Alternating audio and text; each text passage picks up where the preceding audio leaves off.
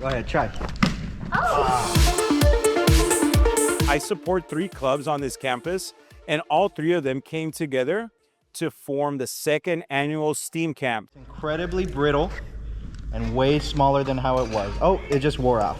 It's very fun. You get to learn about science, you get to do snow, slime.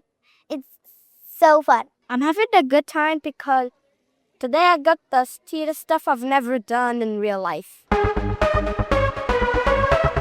Is that we got a team of seniors, juniors, and underclassmen, and they each help each other out, so the younger ones learn from the older ones, and even the older ones learn from the younger ones sometimes. I like science because you get to learn about it and you get to do experiments. Amazing liquid nitrogen experiment. So it's a mentorship thing from all of the high school students. They're taking the little ones under their wing by showing them all the demos. I love experiments. They're so fun.